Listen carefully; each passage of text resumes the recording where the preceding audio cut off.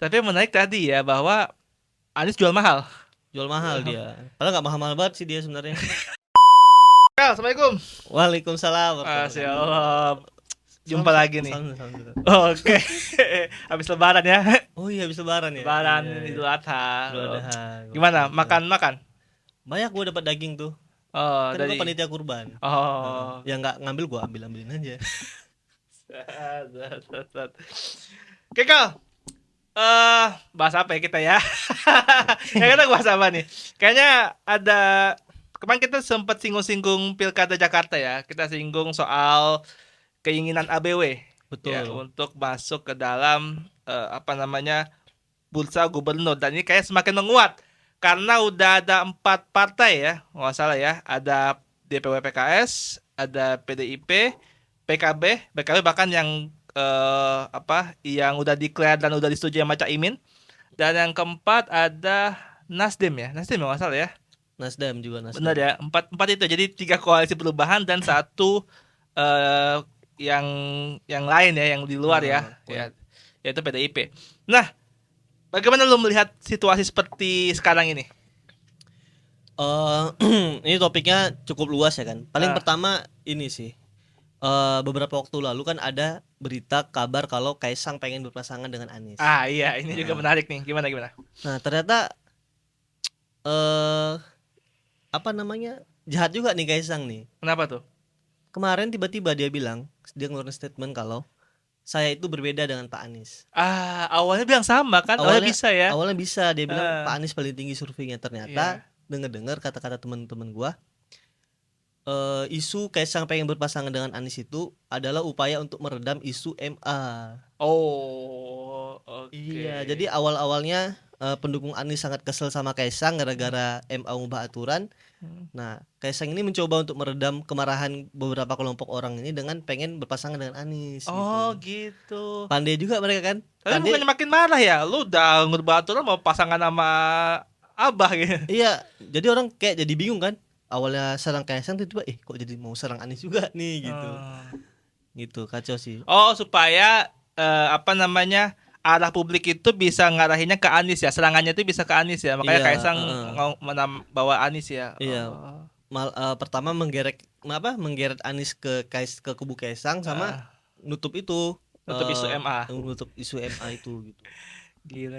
Kacau juga sih. Jadi sekarang udah berubah nih, Kaisang Iya. udah bilang dia beda dengan Anies. Iya, kayaknya feeling gua sih wacana Kaisang sama Anies tuh kayak sulit Bullshit terrealisasi gitu deh. sih. Walaupun udah ada singkatannya tuh, Gimana tuh? PKB. Hah? Partai Kaisang Baswedan. Wah. Kaisang Baswedan. Kan yang paling getol kan PKB kan. Iya. Mewacanakan itu. Tapi kayaknya sulit sih. Iya, oke, Anies oke. Kaisang sulit kayaknya. Ah. Kaisang udah nggak mau. Iya, udah gak mau, dan emang cuman tadi ya isu buat ngetutupin kasus MA doang kan ya jadinya ya. Iya, menarik. Nah, jadi gimana menurut lu peta politik sekarang Jakarta? Sekarang sih dengar-dengar tuh Istana kayak udah officially punya calon sendiri gitu. Yaitu Ridwan Kamil. Ridwan Kamil ya. Nah, Anies ini udah ada kayak semacam warning kalau kayak dia sulit dapat tiket gitu. Dihalangi ya. Tapi gue kesel juga sama Anies. Kayak dia sekarang belum dapat tiket nih, belum pasti nyalon. Tapi sebenarnya ada kepastian yang ditawarkan ke dia, tapi dia menolak gitu. Kayak ada partai PKS kan. Ya. Dia sebenarnya kayak nggak mungkin nggak dukung Anies gitu. Dari 2017 dukung Anies, 2024 dukung Anies gitu. Tapi di pilkada tahun ini PKS kayak minta sekali-sekali PKS dapat ruang lah gitu. Kadernya jadi cawagup aja deh gitu, yang penting ikut pilkada. Tapi Anies sendiri jual mahal kan. Gue juga kenapa Anies nggak mau dapat kepastian gitu yang lebih jelas daripada kayak sekarang ngawang-ngawang gitu. Nah gitu, gue rasa sih kayak Anies jual mahal aja gitu, nggak mau ngambil cawagup dari PKS. Padahal PKS sudah firm pengen dukung Anies tuh sebenarnya. Kayak mereka pengen dapat bagian lah cawagup ya kan, tapi dia nggak mau. Malah kayak mulai merapat ke PDIP gitu. Nggak jelas sih. Soalnya PKB kan udah dukung Anies tapi kursinya cuma 10. PDIP cuma 15 kursinya. PKS 18 kursinya paling banyak. Dia. Tapi dia juga nggak bisa sendirian kan. Dia minimal dua ya. Kalau nggak salah ya, buat bisa ngusung 20% dari 106 kursi. Yang jelas sekarang calon yang udah fix ada itu ya calon dari koalisi Prabowo gitu. Oh. Mereka kan 4 partai kan. Sekitar 30 kursi, 40 kursi dapat tuh kayaknya. Itu Ridwan Kamil. Ridwan Kamil atau siapapun gitu. Oh, I see. Bisa Koalisi itu ya. Koalisi 02 itu ya. Iya betul. Oke, Ridwan Kamil yang diisukan akan naik bersama Kaisang, katanya sih gitu. Betul, Ridwan Ya. Kamil Kaisang. Menurutku bakal terjadi nggak? Menurut gua itu kemungkinan yang paling besar terjadi bahkan daripada Anies maju Pilgub DKI Jakarta. Oh Iya. Iya. Karena sebenarnya yang motif dari pencalonan Ridwan Kamil sama Kaisang ini adalah kepentingannya Jokowi juga gitu. Yes. Dia pengen Jakarta sebagai daerah bisnis dia tetap bisa punya kekuasaan di situ sama meneruskan dinasti politiknya. Dan gue lihat Jokowi kan rutin mengkonsolidasikan koalisi Prabowo kan. Kayak minggu lalu dia ada bikin pertemuan dengan ketua-ketua partai gitu. Tapi anehnya beberapa hari yang lalu Prabowo ngumpulin ketua-ketua partai KIM gitu di rumahnya tanpa ada Jokowi gitu. Oh iya. Oke. Tanpa ada Jokowi. Gue nggak tahu juga nih apa Prabowo punya agenda lain atau enggak gitu. Tapi menurut gue kalau misalnya RK ini maju sama Kaisang nih satu paket calon yang sulit juga dikalahkan sama Anies gitu. Kalau Anies nggak dapatin dukungan dari partai-partai yang dia mendukung dia waktu Pilpres kemarin. Iya. Kalau malah Anies didukung PDIP malah itu ngedowngrade suara Anies sih kalau menurut gua. Iya. Karena basis masa Anies kan bukan ke PDIP kan sebenarnya ya. PDIP juga di Jakarta lagi hancur suaranya kan. Iya. Turun banget. Apa yang didukung PDIP? Udah jelas ada yang mau dukung kayak PKS Nasdem kan. Kenapa nggak itu aja yang diambil? Emang Anies galau sih orangnya emang. Itu. Iya, tapi emang menarik ya kalau kita lihat peta politik yang sekarang ada ya, bahwa Anies Baswedan itu menjadi salah satu yang elektabilitas paling tinggi kan sekarang ya. Betul, paling tinggi. 30%-an. 30% ya. Kemudian di bawahnya Basuki ya. Atau siapa ya? Ahok ya. Jangan Basuki, Gen Z nggak kenal Basuki. Oh iya, Ahok ya. Baru kalau nggak salah RK di akhir-akhir ya, yang ketiga atau keempat gitu ya kalau nggak salah ya. Erik sebenarnya runner up juga sih. Siapa RK? RK ya runner up, Erik masuk lah tapi Erick Thohir masuk juga. Oh iya. Nah, dengan elektabilitas yang cukup tinggi ini kan harusnya menjadi sebuah poin poin yang cukup menarik untuk ARB ini bisa terus melejit di Jakarta dan melanjutkan program-program yang katanya itu dia akan melanjutkan program yang kemudian sudah dihilangkan saat ini. Kemudian kan yang partai yang berkuasa sekarang PKS di Jakarta. Betul. Ya kan? Tapi yang menarik tadi ya bahwa Anies jual mahal dia. Padahal nggak mahal-mahal banget sih dia sebenarnya. Emang semahal apa sih Anda? Padahal kan menarik kalau basis masa PKS itu ke Anies kan. Cuma memang gini, kalau kita lihat basis market nih ya, kalau kita mau antara PKS dengan Anies, itu kan orangnya sama aja. Maka basis masanya sama, ya kan? Jadi nggak melebar nih. Sehingga kalau nggak melebar kan jadinya keterpilihan Anies semakin kecil. Karena basis masa orang yang milih PKS udah pasti milih Anies. Nah, bagaimana dengan orang yang di luar itu? Kan makanya kenapa kemudian Anies melipir ke PDP bisa jadi supaya basis masanya itu semakin lebih banyak. Karena basis Anies kan basisnya PKS, ya kan? Nah, PKS udah pasti milih Anies. Nah, belum tentu orang-orang yang basisnya PDIP milih Anies gitu kan. Nah, kalau PDIP merapat ke Anies, berarti kan mereka ini orang-orang yang disebut kiri ini kan bisa dapat tambahan suara kan gitu. Menurut lu gimana? Oke, pertama Anies sama PKS ya. Iya. Menurut gua dengan Anies menerima PKS itu sangat worth it bagi Anies. Karena di Jakarta ini PKS itu kayak punya ceruk suara yang udah ajak gitu, udah konsisten gitu. Yes. 2007 itu PKS pernah ngusung gubernur sendirian gitu. Pak Adang sama Pak Denny Anwar tuh, Adang Darajatun sama Denny Anwar diusung sama PKS sendirian. Suaranya dapat 40%-an cuy. 40%. 40% sendirian.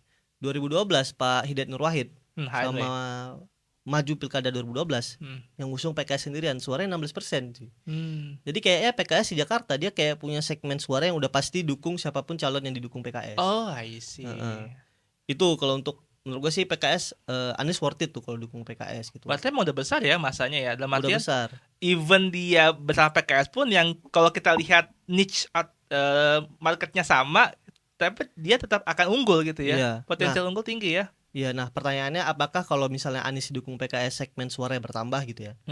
Waktu Pilpres kemarin kan suara Anies di Jakarta sekitar 40%-an kan. Yes. 40%-an gitu. Ah. Which is kalau dia mau menang Pilgub dia harus nambah sekitar 11%, 12% lagi lah gitu ya kalkulasinya, hitungan sederhananya. Nah, menurut gua tanpa mengambil segmen PDIP misalnya atau menambah partai baru gitu. Kayaknya Anies akan mudah memenangkan Pilgub DKI Jakarta dengan modal yang udah dia punya sekarang. Karena adanya kemarahan publik sama Heru Budi sekarang gitu. Iya. Jadi sekarang kayak siapapun yang akan maju Pilgub itu komparasinya itu dengan Heru Budi gitu. Kalau dulu kan Anies komparasinya dengan Ahok kan. Iya. Kayak, wah, ini agak ideal nih komparasinya gitu. Sekarang kan komparasinya dengan Heru Budi kayak. Iya. Kayaknya kalau Kaisang maju gubernur pun kalau misalnya lawannya Heru Budi bakal menang juga gitu. Kaisang yang menang. Iya, kalau nggak ada Anies ya misalnya. Iya.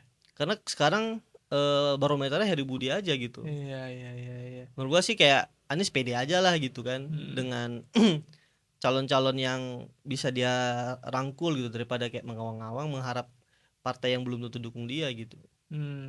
Kalau nggak dapat Anies, kalau nggak dapat tiket di Pilgub DKI Jakarta ini, wah 2024 suaranya hilang cuy. Iya. Karena nggak mungkin gabung. 2029. 2029 hilang suaranya. Karena nggak mungkin dia gabung pemerintahan Prabowo kan, karena udah 11 dari 100 kan. 11 dari 100 wah. Apalagi Prabowo yang baperan ya kan. Aduh, iya. Nggak mungkin masuk kabinet ya. Kabinet. Berarti dia akan ada di luar oposisi dan sorotan mata itu kayaknya udah nggak ada lagi ya setelah itu ya. Pokoknya Anies kalau dia nggak ikut Pilgub, suaranya hilang lah di 2029. Bahkan dia sendiri udah ngaku kalau belum ada yang nawarin dia masuk kabinet. Belum ada yang nawarin jadi menteri bro. Gak ada yang nawarin, makanya dia ikut Pilgub lagi.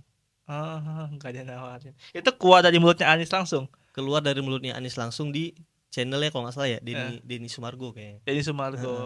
Kalau nggak salah ya, pokoknya dia udah keluarin podcast tuh. Ya sama Denny ya. Belum ada yang nawarin katanya. Kasian sekali. Tidak, anak abah menangis.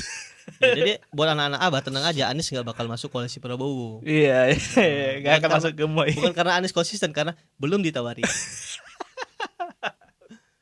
Aduh, gue cerita sama anak abah tadi.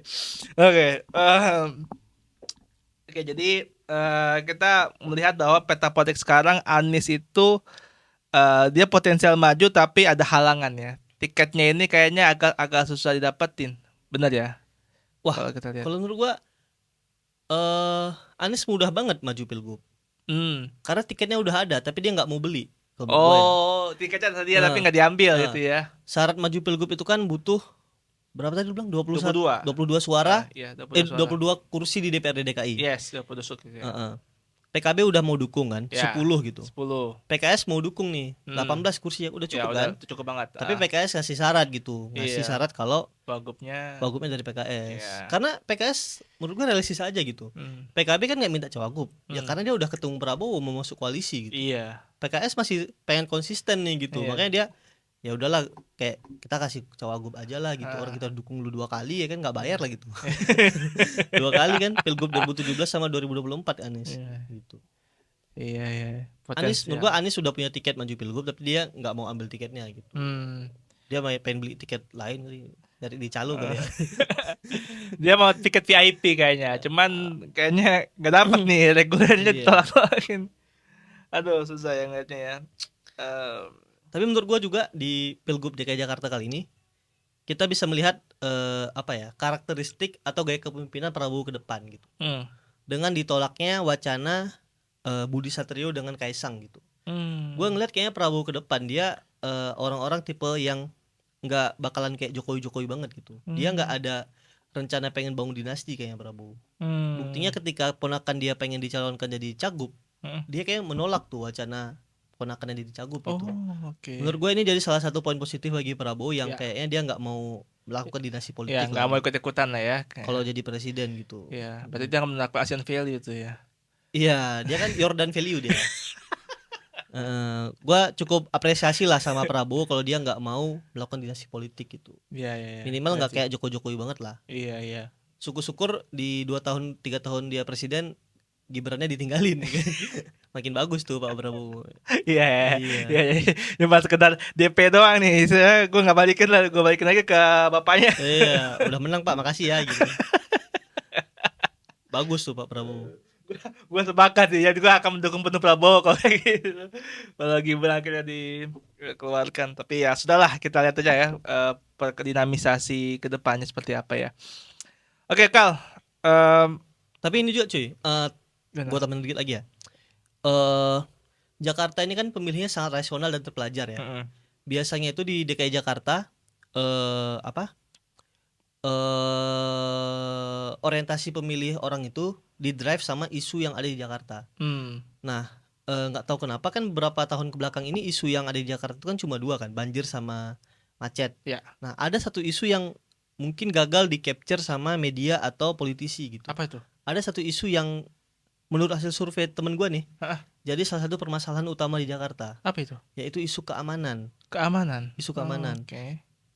Kalau gue nggak salah angka survei itu sekitar 30% gitu. Ada 30% masyarakat Jakarta yang menganggap isu keamanan ini isu yang penting gitu untuk dibahas atau untuk diperhatikan gitu. Nggak tahu kenapa ya, apa angka kriminalitas lagi tinggi atau segala macam gitu. Tapi menurut gue di Pilgub 2024 ini isu keamanan akan jadi kebutuhan atau bahasan masyarakat di Jakarta gitu. Yang harus diperhatikan juga sama kandidat-kandidat nanti gitu. Berarti banjir, kemacetan, dan keamanan. Iya. 3 isu strategis yang harus dibahas sama para calon ya. Sama juga ini, menurut gua bingung ya. Selama ini kan kalau kita bahas kemacetan, selalu dibilang isunya itu adalah public transport gitu. Iya. Ya solusi kemacetan adalah transportasi umum. Yeah. Tapi lu sadar nggak sih kayak sekarang itu kan public transport udah banyak banget kan? Iya. Udah bagus banget gitu, AC dingin segala macam. Tapi masih macet kan? Gue rasa kayak nggak cuma public transport tahu, kayaknya masalah kemacetan itu jalan juga deh kayaknya. Pelebaran jalan yang jalannya sempit ya. Kayak jalan Jakarta masih gitu-gitu aja nggak nambah, sementara jumlah motor nambah terus, jumlah mobil tambah terus gitu. Menurut gue tolonglah gitu, jangan terlalu indie atau edgy gitulah gitu, dikit-dikit public transport gitu. Coba juga dipikirin kualitas jalan di Jakarta gitu. Kayak sesimpel gue kan tinggal di Depok nih, sering ke Tebet atau ke Manggarai gitu kan. Di jalan raya Pasar Minggu itu kan macet banget tuh. Padahal kan solusinya sebenarnya tinggal bikin beberapa underpass aja kan, supaya orang muter balik gampang gitu. Nah menurut gue sih solusi yang lebih teknis atau praktikal gitu dibutuhkan juga kok gitu untuk menyelesaikan masalah macet di Jakarta gitu. Nggak ujuk-ujuk bikin MRT atau LRT gitu. Iya. Yang apalagi kalau cuman bikin itu cuman sekedar untuk figura, dalam artian cuman sekedar untuk bangga-banggaan gitu kan. Ya, itu yang agak-agak ngapain sih? Iya kayak cuma gimmick doang kan. Gimmick doang. Kita udah negara maju nih, apa kayak indikatornya udah punya MRT ya. Gitu. Gak solusi buat masyarakatnya kan. Zimbabwe juga bisa bikin MRT. Iya. Kalau cuma ngutang mah kan ngutang kan MRT kan. Iya, kalau ngutang gampang. Orang gampang kalau bikin apa-apa ngutang kan. Iya. Kal, kita bahas pindah daerah apa mau di Jakarta nih? Bebas Jakarta boleh. Jakarta boleh. Daerah beda daerah juga boleh. Kan kita lagi di Depok nih, Kal. Oke. Depok kita tahu ya, basisnya tadi kita udah bahas PKS, ya Depok juga sama nih. Pak aja sama juga nih basisnya nih di sini nih. Gua 9 tahun di Depok nih. Iya, gua apalagi tadi lahir di Depok. Kaum muhajirin Depok nih saya. Iya tuh. Kaum muhajirin yang hijrah ya? Oh, bukan kaum Ansor. Iya, Anda Ansor, saya muhajirin. Iya. Depok basisnya sama kayak pemenangan di Jakarta, yaitu partai PKS. Sekarang sedang mengusung ya wakil wali kotanya IBH Imam Budi Hartono. Tapi IBH dikasih lawan tarungan, yaitu adalah sekdanya Supian Suri. Nah, tentu menjadi isu pertama adalah karena Supian Suri kan sebenarnya ASN ya. Karena sekda itu kan ASN paling tinggi lah di level kota kan. Gue belum tahu nih apakah Supian Suri udah resign atau belum, tapi yang jelas kampanyenya udah di mana-mana ya kan. Kalau belum resign tentu ini jadi pelanggaran etik kan. Nah, terlepas dari itu semua, lu ngelihat peta politik Depok dengan ada pengusungan, tentunya PKS pengen kembali berjaya dong di Depok ya. Ya dengan mengusulkan Pak IBH Imam Budi Hartono, Tapi ada lagi nih Sufyan Suri yang kemudian membawa narasi perubahan.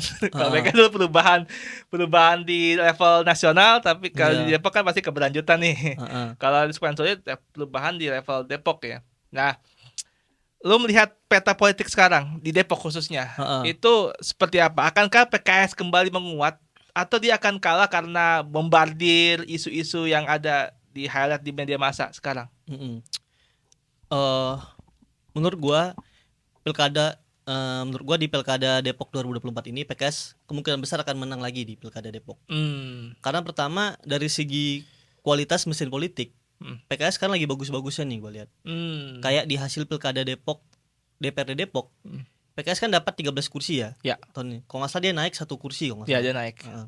Itu membuktikan kalau kinerja mesin PKS itu di akar rumput lagi bagus-bagusnya gitu. Oke. Sehingga habis latihan kemarin di Pileg hasilnya bagus, dan di pilkada nanti juga mesin politiknya juga akan bekerja juga cukup maksimal gitu menurut gua. Hmm. Sama yang kedua, beda banget nih di pilkada Depok 2024 sama 2020 kemarin kan. Oh iya. Di pilkada 2024 ini pasti kondisi kader PKS itu sangat solid gitu. Beda dengan pilkada 2020 lalu yang ada fenomena gelora kan. Gitu. Pasti juga kader PKS kan, PKS ini nggak cuma struktur ya, ada juga Iya. istilahnya kultural kan. Iya. Akan juga lebih solid untuk memenangkan calon yang PKS gitu. Maksud gua di pilkada 2020 dulu aja yang ada perpecahan mereka masih menang, apalagi pilkada 2024 ini gitu. Menurut gua sih dari sisi kinerja mesin politik dan kesoliditan kader PKS di 2024 yang cukup bagus ini, masih besar sih kemungkinan PKS menang. Oke. Sama gua juga ngeliat ini di di periode keduanya Pak Idris ini kan ada perbedaan ya. Ya. Kayak lu ngeliat di Margonda ada beautifikasi Ya, jalan ya, gitu. ya, ya. Di Depok ada pembangunan underpass dan sebagainya Iya. gitu. Menurut gua itu terjadi karena ada faktor Imam Budi Hartono di pemerintahan Depok kali ini gitu. Karena kan di periode awal Pak Idris kan cenderung nggak ada banyak terlalu perubahan kan atau perbaikan gitu. Tapi di periode keduanya cukup ada banyak perbaikan atau perubahan. Menurut gue itu terjadi karena ada figur Pak Imam Budi Hartono di pemerintahan Depok periode keduanya ini gitu. Dan juga ini menurut gue yang bisa jadi nilai plusnya Imam Budi untuk bilang ke warga Depok, menaikkan kepercayaan warga Depok ke dia gitu untuk memilih dia jadi wali kota Depok ke depan gitu. Oke. Tapi sama masalahnya kayak di Jakarta, isunya sama aja kan, kemacetan, kemudian Sama. juga ya seringkali juga ada banjir juga di Margonda nih. Nah, beautifikasi tadi yang lu bilang di Margonda itu kan menjadi isu bahwa Depoknya jadi Margonda sentris. Ya kan, Sawangan itu akhirnya nggak diperhatikan, isunya sih demikian.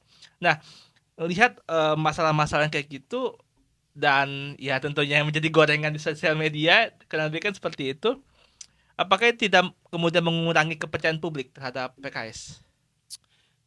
Ini ya, gue merasa kalau ada orang yang bully-bully PKS itu, gue merasa kalau ada orang yang bully Depok ya, itu orang-orang yang kayak nggak pernah ke Bekasi sama Tangerang deh kayaknya. Kenapa? Emang ada apa sana? Lu bilang PKS tata kotanya jelek, macet, banjir. Emang lu nggak pernah ke Tangerang, Bekasi gitu? Mereka macet juga tahu, tapi nggak pernah dimasalahin gitu. Kayak nih ya, Bekasi itu wali kota pernah ditangkap karena kasus korupsi. Iya. Tangerang Selatan udah berapa tahun dikuasai sama salah satu dinasti tertentu gitu. Menurut gua sih semua kota suburban di Jabodetabek semuanya punya masalah yang sama gitu, macet, banjir gitu, nggak cuma Depok doang gitu.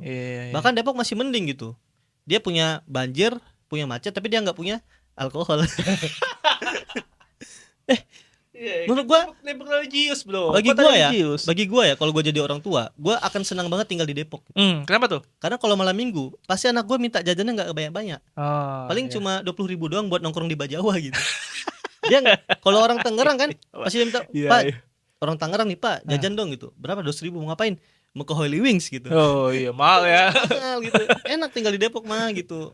Anak-anak nongkrongnya biasa-biasa aja gitu. Iya, buah Jawa, tempat nongkrong anak muda sekali di Jawa Depok atau ya. minimal kopi nako. Kopi nako. Ya murah-murah beli kopi doang sampai malam nongkrongnya. Iya. Ada menarik. Berarti iya, emang sih kalau gue lihat yang selalu digoreng di Depok itu kan kemacetan, terus banjir lah, khususnya di Margonda yang sering juga banjir ketika hujan deras. Tapi seringkali kita nggak lihat kota-kota lain yang kurang lebih masalah juga sama. Kita Iya. pun Jakarta ya, kemacetan juga, banjir juga. Udah level Anies loh yang udah dianggap banyak prestasinya gitu ya. Sama aja, karena juga masih kayak gitu-gitu juga gitu loh. Jadi emang Iya. common common eh, common enemy gitu kalau di Iya. masa di Jakarta kemacetan dan banjir dan Klasik kawan-kawan lah ya. Klasik banget ya. masalah kota urban kan. Bangkok Hmm, aja banjir, Bangkok. Dubai aja banjir gitu. iya.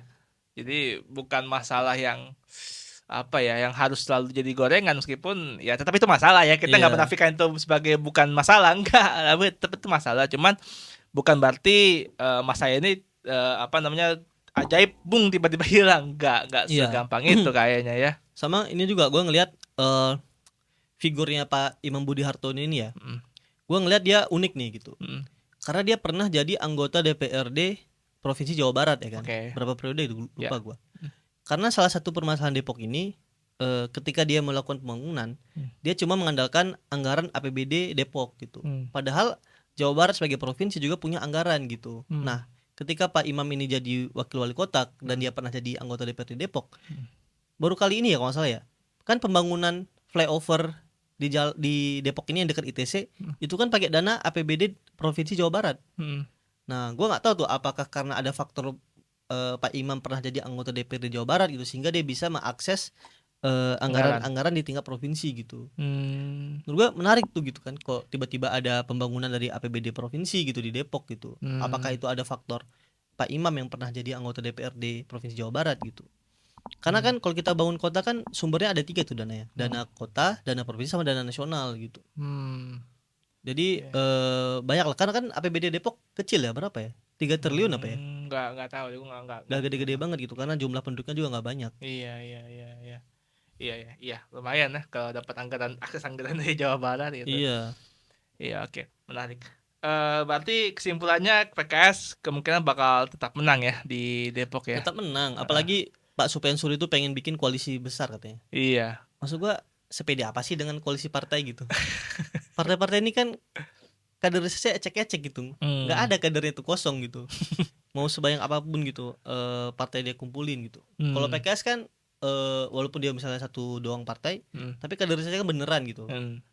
Memang ada kadernya gitu, nggak kosong Iya, gitu. iya, iya. Mesin partai juga jelas gitu. Iya, iya. Buktinya kan Pak Sopyan Suri ini belum ada ngumumin wakil kan? Belum. Nah, Belum dia juga ada. masih galau juga tuh pasti. Iya, yang udah ada tuh IBH. IBH ya? Ririn. Golkar. Dari Golkar kan? Iya, dari Golkar. Biasanya ya, kalau kita mau ngukur tingkat kepedean calon itu menang atau enggak, kita lihat dia cepat nggak ngumumin Wakilnya. Kalau dia langsung ngumumin calon wakilnya tanpa lihat kiri kanan, berarti dia pede tuh. Langsung aja ngumumin gitu. Iya, iya. Cuman wakilnya cewek ya? Iya, cewek. Dalam Islam boleh nggak cewek jadi wakil wali kota? Kita bagas itu. Iya, dinamis lah siasat politik. Bisa lah. Yang penting kan menang ya kan? Nah, politik tukar tambah. Iya, iya, iya, iya. Tapi ya makin kuat, apalagi kalau Golkar ya. Setahu gue juga Golkar menjadi apa namanya, partai yang cukup kuat juga ya di Depok ya. Seingat gue juga dulu kayaknya sebelum PKS Golkar ya. Gue agak lupa sih kalau nggak salah tuh kayak gitu ya. Kalau nggak salah Golkar baru kemudian PKS untuk beberapa periode. Dari mulai startingnya itu kalau nggak salah Pak Nur Mahmudi. Nur Mahmudi Ismail gitu. Baru kemudian periode-periode apa namanya PKS terus yang berkuasa. Oke, Kal. Tadi kita udah ngomongin Jakarta, Depok, daerah kita bersama, ya, dan kita ngomongin daerah lu nih, Oh iya. Aceh. Siap. Ini orang Aceh nih. Iya. Bahaba. Aduh, apa itu artinya? Apa kabar? Oh, oke. Kalih Pak Johbu, Hah, apa tuh? udah makan? Oh, lah. Tolak, syarat lah. Gue gak bahasa aja kayak kopi gayo, gak tau lo kopi Kopi gayo. gayo. Cuma tahu kopinya doang dah, sama minyak tuh. Mie Aceh banyak banget tuh, sebab di Depok juga Aceh. ada banyak. Kal, Aceh, lu gimana ngelihat perkembangan politik di sana?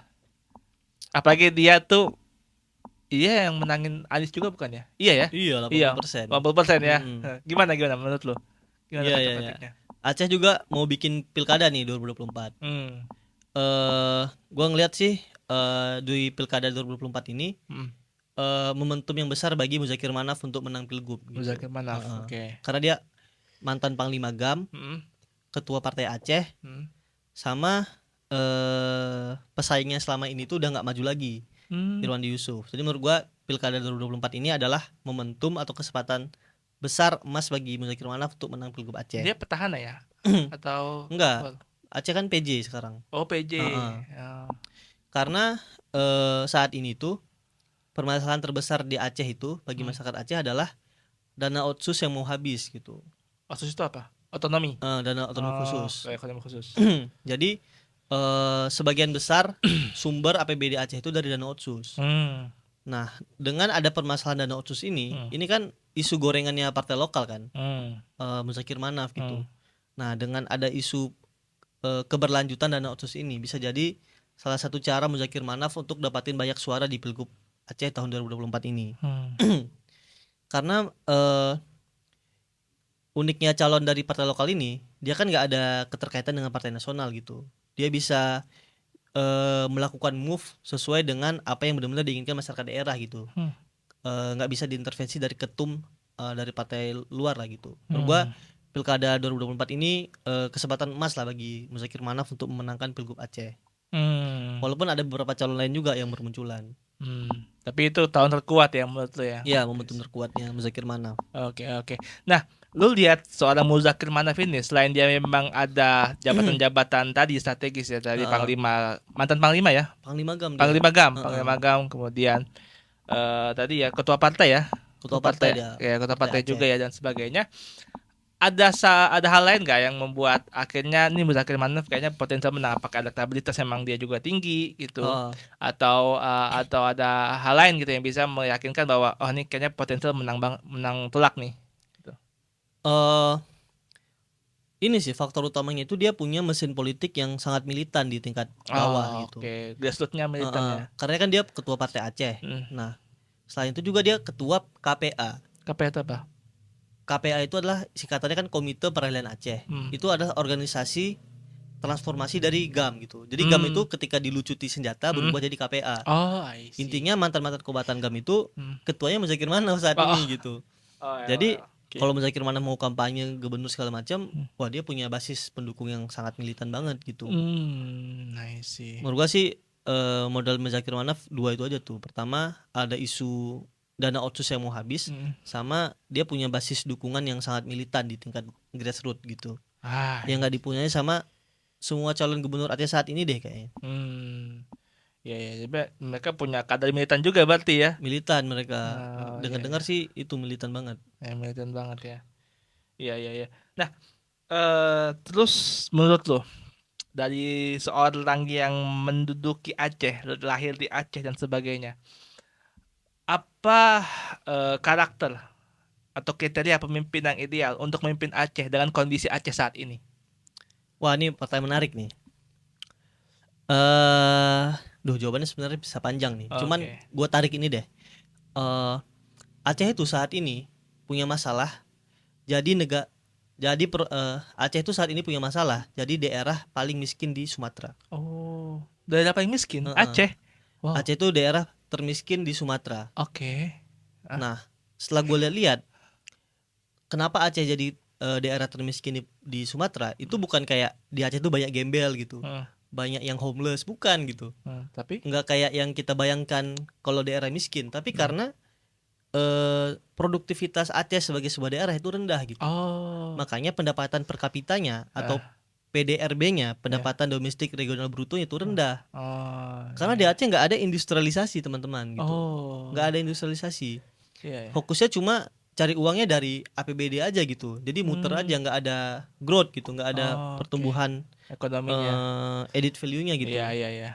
Jadi menurut gua Aceh itu butuh pertambahan nilai lah gitu. Apakah dia mau melakukan industrialisasi atau memaksimalkan produksi beberapa komoditas unggulannya kayak pala atau kopi gitu, atau mengembangkan pariwisatanya gitu.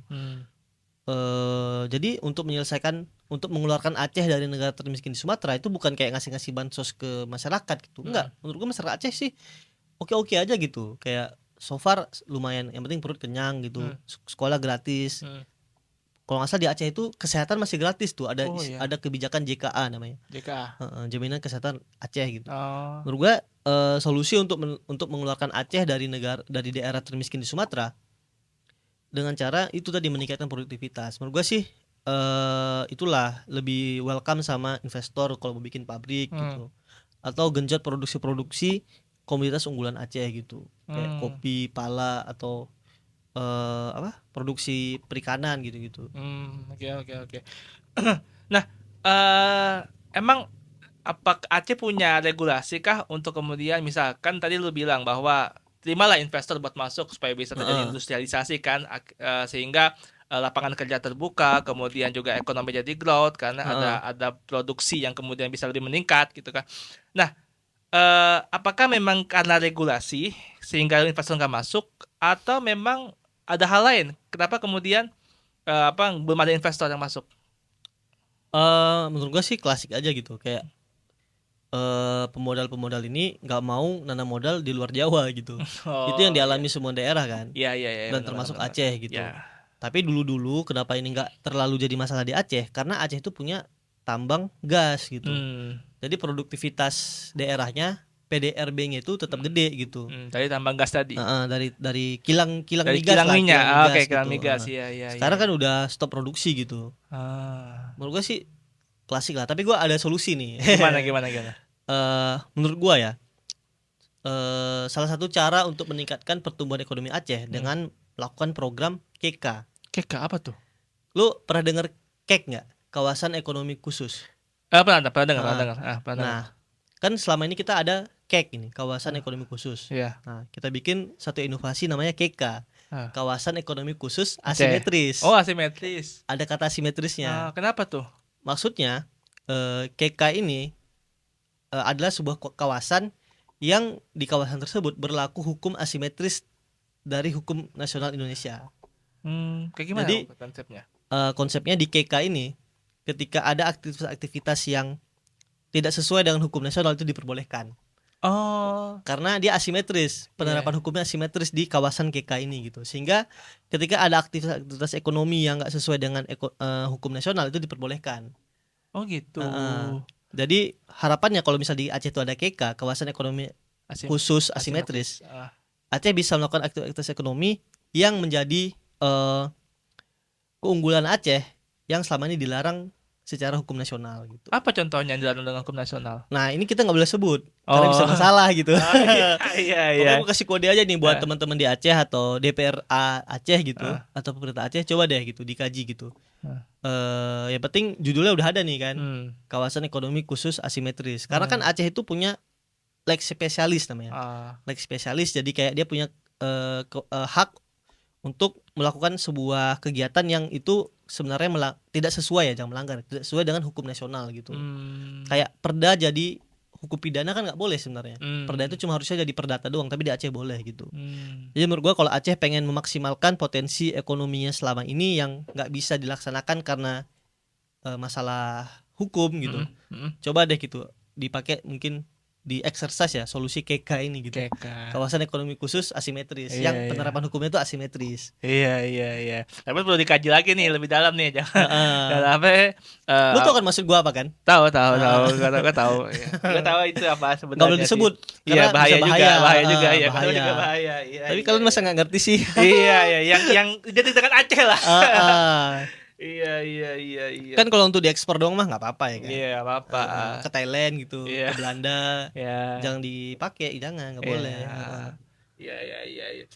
Oke, ya jadi ya kalau kayak gitu emang jadi bisa berkembang cepat sih karena emang jadi yang paling top global. Iya, top global.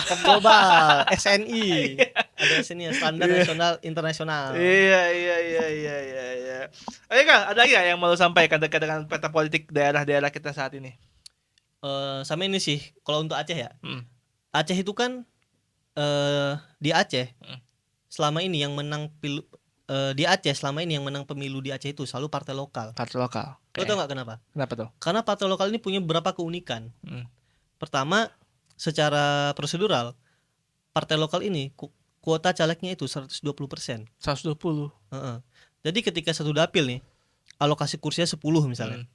Biasanya kan partai-partai lain jumlah calegnya juga 10 kan, karena kursinya cuma 10. Nah, partai lokal ini dia punya privilege. Jumlah calegnya itu bisa 12, lebih 20%. Nah, ini jadi salah satu keunggulan partai lokal, dapatin lebih banyak suara daripada partai nasional. Makanya partai lokal menang terus. Di 2024 ini, Partai Aceh itu dapat 20 kursi di Aceh, di DPRD Provinsi Aceh. Sama yang kedua menurut gua, kenapa partai lokal di Aceh menang terus? Karena partai lokal ini kan kantor DPP-nya kan di Aceh gitu. Jadi kalau kayak zaman-zaman masa pilkada kayak gini, kan ngurus-ngurus rekom ya kan? Ya. Rekom, pilkada segala macam. Yang luar rekom ini DPP partai lokal yang di Banda Aceh gitu. Sehingga kalau misalnya pun ada istilah mahar politik walaupun dilarang ya kan, perputaran uang itu tetap di partai lokal aja gitu. Sehingga mereka kalau misalnya pengen melakukan kampanye, uangnya ada gitu. Sehingga resource-nya jadi banyak gitu. Sama yang terakhir menurut gua, kenapa partai lokal ini bisa menang banget di Aceh, karena partai lokal ini bisa punya keleluasaan untuk mengangkat isu-isu daerah gitu, tanpa harus memikirkan resistensi dari DPP yang di Jakarta gitu. Kan kalau partai-partai nasional kan dia harus ikut kata Pak DPP kan. Misalnya kayak ada isu bendera Aceh nih misalnya, kan partai lokal gampang aja itu tinggal support, tinggal mengkampanyekan gitu. Sementara kalau partai nasional agak sulit untuk mengkampanyekan atau mengangkat isu-isu daerah gitu. Misalnya kayak bendera Aceh ini, karena bisa aja DPP yang di Jakarta nggak setuju gitu. Jadi menurut gua 3 faktor ini yang bikin partai lokal di Aceh bisa gede gitu, bisa dapat banyak kursi, banyak suara. Oke. Oke, Kal, ada lagi yang mau sampaikan sebelum kita mengakhiri podcast kita siang hari ini? Apa ya? Pesan apa kayak yang mungkin menjadi sebuah nasihat mungkin dari lu buat peta politik saat ini? Apa ya, gue pikir dulu ya. Paling kalau untuk pilkada ya, menurut gua pilkada ini jadi satu proses yang paling dekat dengan kita gitu, paling bermanfaat dengan kita. Mungkin kalau kita dulu pilih presiden nggak terlalu terasa nih kalau kita dapat pemimpin yang kurang bagus gitu. Kalau pilkada kita salah milih pemimpin, itu bakal kerasa banget dengan kita gitu. Kalau kita salah pilih wali kota, tiba-tiba di depan rumah kita jalannya itu banjir gitu, karena wali kota lupa benerin drainase gitu. Atau kalau kita salah tiba-tiba pilih wali kota, tiba-tiba di depan rumah kita bau gitu, karena tempat sampahnya nggak diambil sama petugas kebersihan gitu. Jadi menurut gua, kalau misalnya lu kemarin di pilpres kemarin milih yang ngasal gitu, nggak terlalu mikirin, nggak ngeliatin visi misi secara jauh, kalau bisa sih di pilkada ini benar-benar teliti gitu, benar-benar lihat, jangan sampai lu salah pilih pemimpin nanti karena langsung berdampak dengan kualitas kehidupan lu sehari-hari. Oke. Kayak gitu. Oke, teman-teman semua, ingat ya, di pilkada ini semua serentak, benar ya, semua serentak ya, serentak dimanapun kalian, Jakarta, Depok, Aceh, Bogor dan kawan-kawannya, pilihlah yang memang kalian sudah lihat visi misinya, track recordnya, jangan sampai kalian menyesal nantinya, supaya pilkada ini menjadi lebih jujur, adil, dan membuat kalian makmur dan sejahtera untuk selanjutnya. Amin. Oke, dadah semuanya. Assalamualaikum warahmatullahi wabarakatuh. Assalamualaikum. Salam.